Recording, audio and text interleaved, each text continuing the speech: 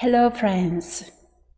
One of the essential dharmas of daily practice says, let us turn dependency into self-reliance.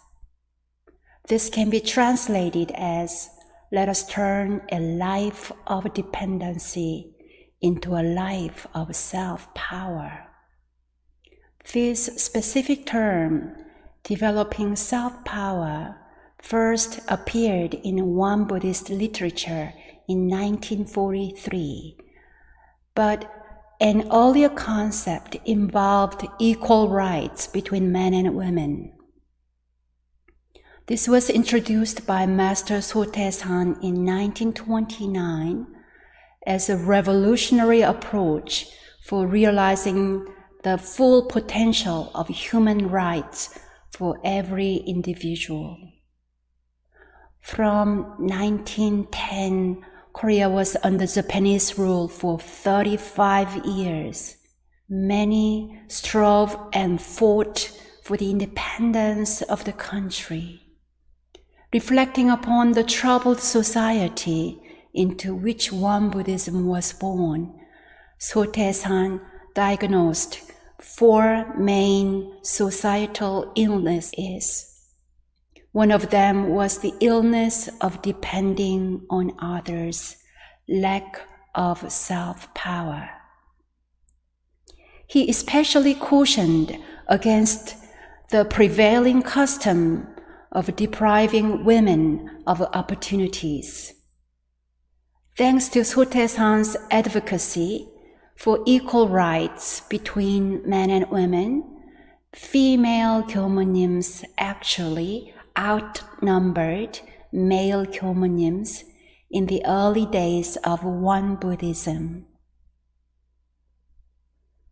Today, do you see your life as a life of dependency or as a life of self-reliance?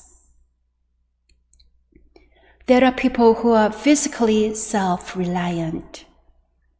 There are people who are mentally and emotionally self-reliant. There are people who are financially self-reliant. But there are few people who are completely self-reliant in all domains: physical, mental, emotional, financial, and spiritual.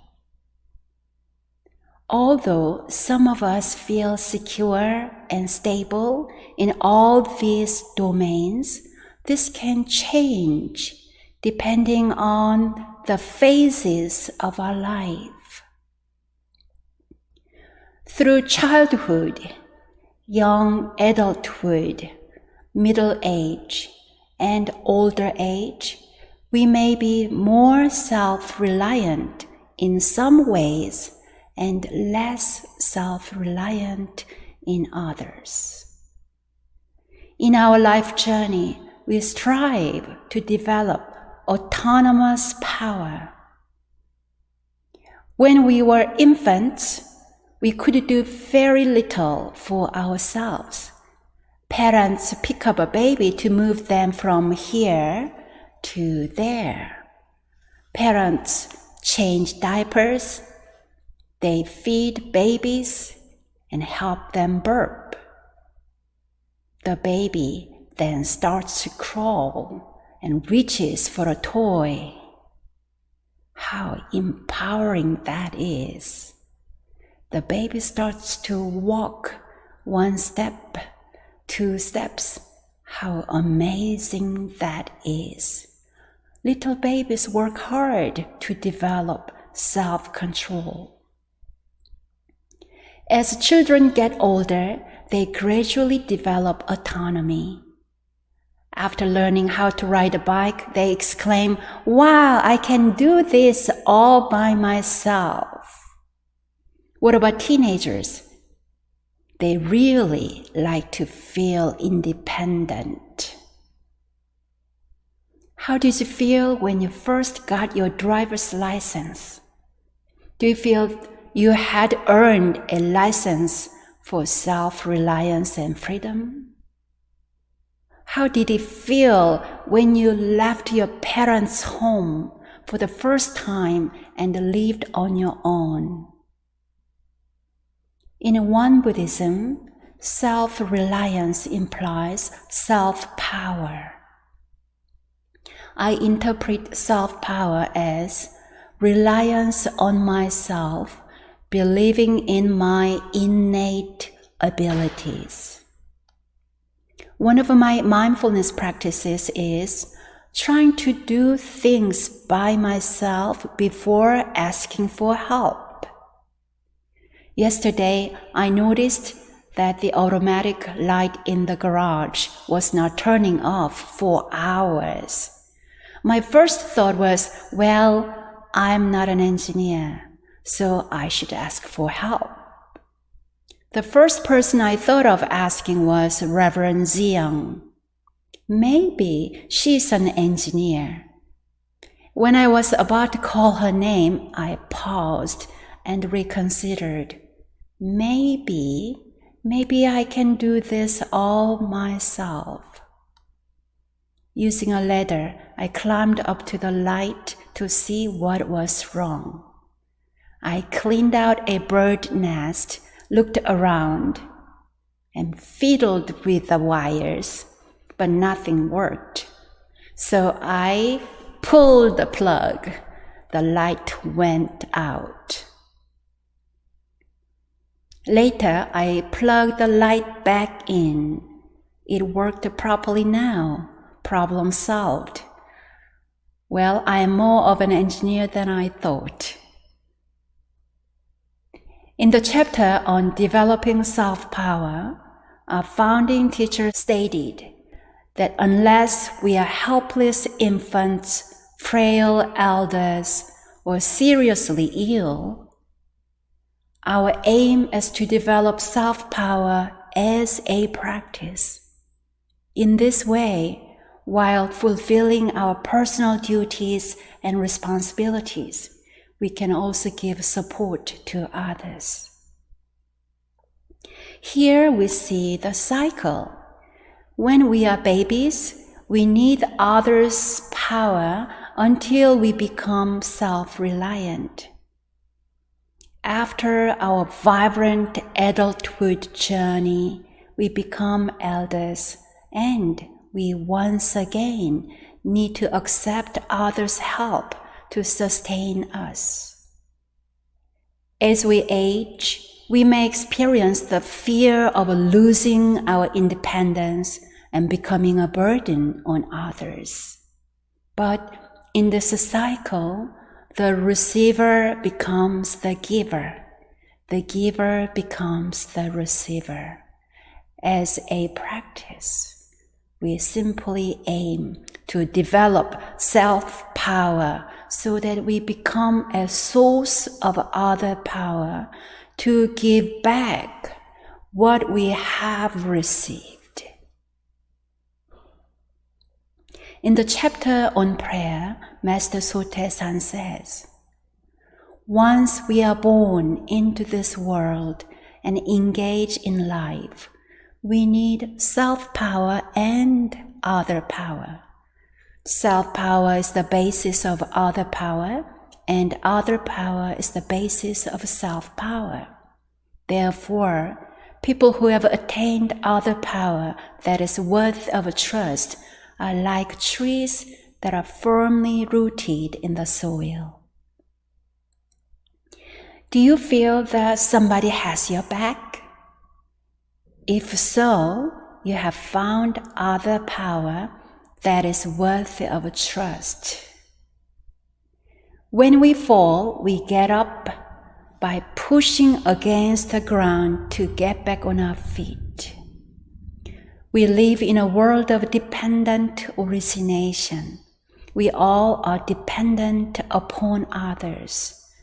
We derive our power from one another through mutual support. Self-power does not exist in a vacuum. It exists in a world of interconnectedness. But without anchoring to our true self, the essence of self-power, we can blow around like dandelion seeds in the wind. So other power, most worthy of trust, is the truth of Dharma, our true nature within. Master Chongsan said, the core tenet of developing self-reliance means to rely on self-power as the basic principle, even while relying on both self-power and other power together. Thus, let us proceed by relying on self-power as the foundation. The greatest source of self-power is connecting with one's true nature, Il Wan Sang. How do we do this? Through meditation, contemplation, and implementation, the threefold practice. We spiritual practitioners understand that our physical and environmental conditions are often beyond our control, but we aspire to maintain a calm mental and emotional state in all situations. Our third Head Dharma Master Taizan said, when the whole of humankind develops the power of self-reliance mentally, physically, and materially, a genuinely equitable world will manifest itself. He elaborated further. 1. Developing self-power is the first and essential step for creating human rights. 2. Self-power is our right and brings about well-being, happiness, and prosperity. 3. When I unnecessarily depend on others, all blessings transfer to those who do my work. 4. Dependency can weaken my potential and let my capabilities die. 5. Developing self-power is greatly valued by human beings who are spiritually and mentally evolved. 6. At the end of your day, reflect upon whether you have been dependent upon the power of others or whether you have lived with your own self-power. Dear friends, the path of developing self-power is a path to independence, equality, liberation, and freedom. The journey requires courage, diligence, practice, and faith. May the path rise up to meet us. Happy Independence Day.